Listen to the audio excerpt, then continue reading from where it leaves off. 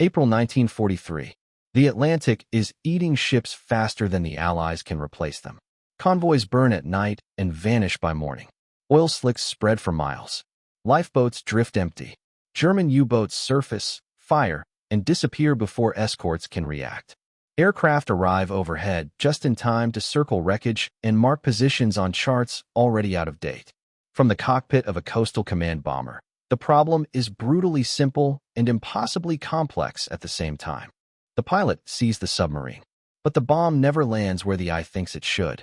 At 200 miles per hour and 300 feet above the waves, a depth charge does not fall straight down. It travels forward, dragged by momentum, slowed by air resistance, and pulled downward by gravity. The aircraft continues moving. The target continues moving. Wind pushes everything sideways. Between the moment the submarine enters the windscreen and the moment the weapon detonates, the aircraft has already crossed hundreds of feet of ocean. A quarter-mile gap opens between sight and impact. Mathematics happens faster than the human brain can process it. Pilots lean forward, squinting through salt-streaked glass, guessing release points while flying low enough that spray sometimes hits the fuselage. Depth charges splash wide. White plumes erupt harmlessly behind or beside the target. Submarines dive. Pressure hulls hold. The enemy escapes. Coastal Command knows the numbers. At low altitude, the average error radius is over 60 feet. German U-boats are less than 200 feet long. The shock wave that actually damages a submarine drops off sharply beyond 40 feet. Most attacks are misses that look close and achieve nothing.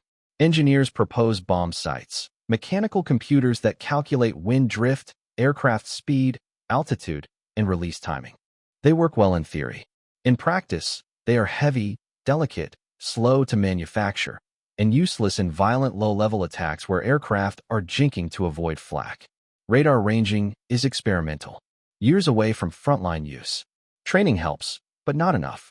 There is no time to drill every pilot into mathematical precision. Coastal Command is already flying with compressed crews, shortened instruction, and constant attrition. The official solution becomes volume. If accuracy cannot be increased, then more bombs must be dropped. More aircraft, more sorties, more fuel, more losses. The Atlantic remains contested water. In a small Suffolk hangar far from the front line, a flight instructor watches students miss their targets in exactly the same way, over and over again. His name is Charles Reginald Finchnoise, though everyone calls him Reg.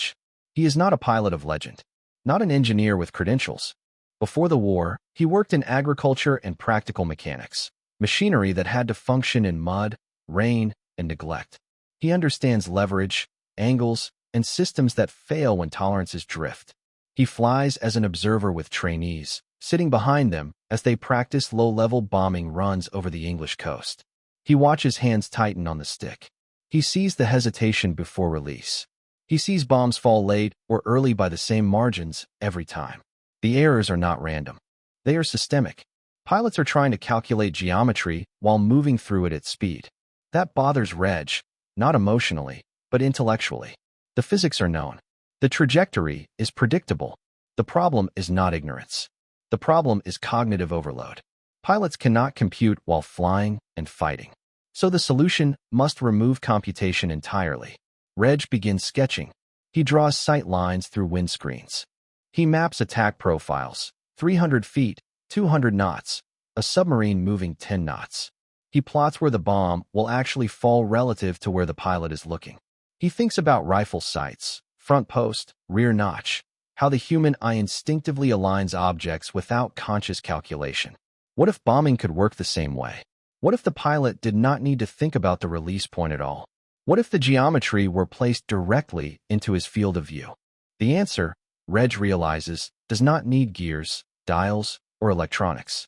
It needs one reference point. So he bends a piece of wire. Thin gauge, stiff enough to hold shape, light enough not to interfere with the canopy. He twists it into a simple loop roughly the size of a wedding ring. He calculates the depression angle, just over 11 degrees for a typical attack profile. He mounts the loop on the canopy frame so that, when the pilot looks forward, the loop sits below the horizon at exactly the point where a depth charge must be released to land on target. No moving parts. No adjustments. No numbers. just geometry made visible. Reg brings the idea to his commanding officer. The response is polite, professional, and dismissive. Bomb sites are already under development. Committees are evaluating proposals. Testing budgets are allocated elsewhere. An improvised wire does not fit procurement channels. Reg is thanked and told to return to training duties. He does, but he does not remove the loop. He knows bureaucracy moves slower than submarines. And pilots are dying now. The submarines adapt faster than the paperwork.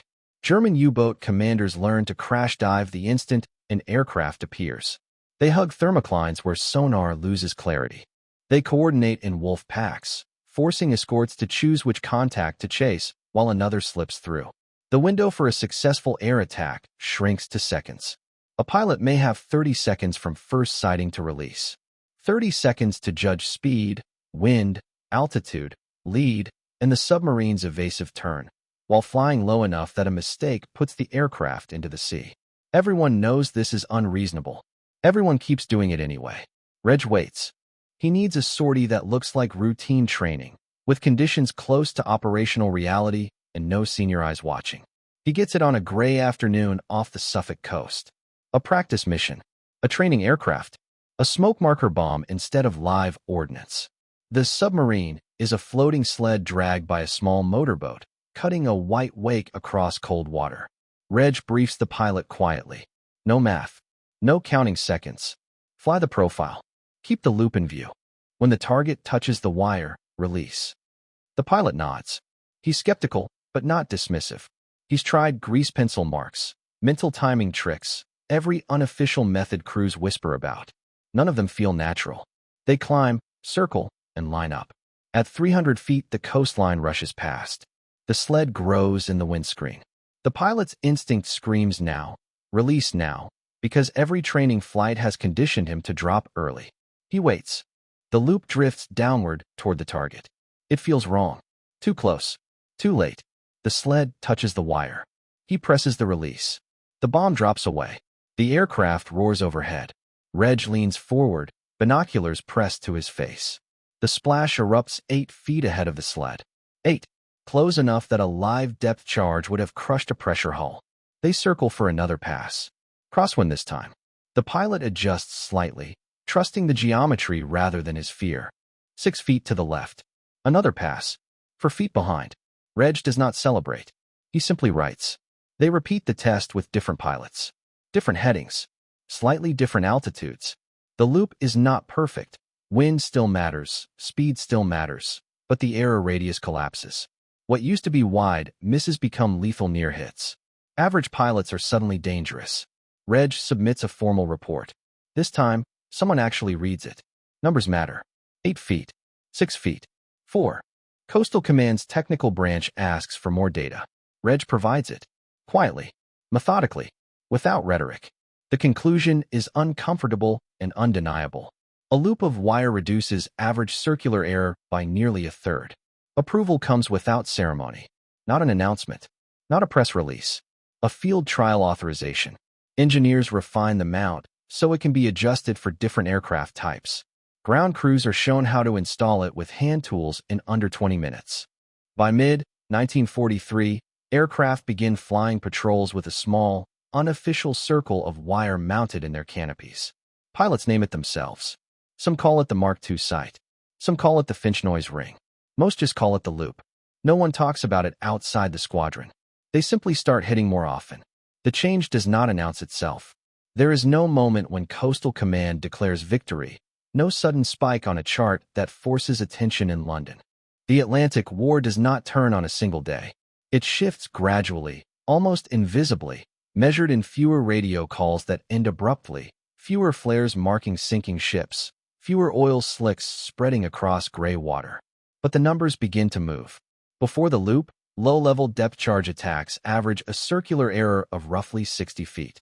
Bombs land close enough to look convincing from the cockpit, close enough to justify optimistic reports, but too far to do structural damage. U-boats dive away, shaken but alive, their commanders already adjusting tactics for the next encounter. After the loop enters service, that error drops to just over 40 feet. 31%. On paper, it sounds modest. In practice, it is decisive.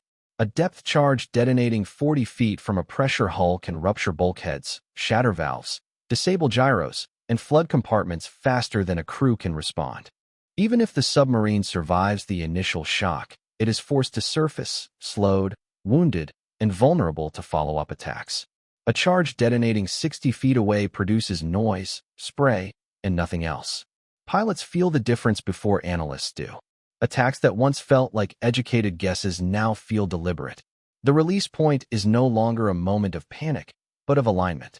Crews stop arguing about timing and start trusting their sight picture. Confidence replaces hesitation, and hesitation had been costing lives. Submarine commanders notice as well. Captured German after-action reports begin mentioning unexpected accuracy in air attacks. Some speculate about new bomb sites or secret computing devices. Others assume better training or luck. None imagine they are being hunted by a loop of wire no heavier than a coin. The loop spreads quietly. Fleet Air Arm squadrons adopt it for low-level anti-shipping strikes. Pilots attacking surface vessels report bombs walking closer to hulls, rockets striking nearer to engine rooms. Escorts that once shrugged off near misses now burn or break apart. Reg remains where he has always been, on airfields and training units, watching pilots learn to fly and survive. There is no medal presentation, no citation. His name appears only in internal memoranda and technical summaries filed away as the war accelerates toward larger concerns. The loop simply becomes part of the aircraft. By late 1943 and into 1944, U-boat losses climb steadily. Radar improves. Long-range patrols expand. Escort carriers enter the fight. Strategy, industry, and coordination all play their part.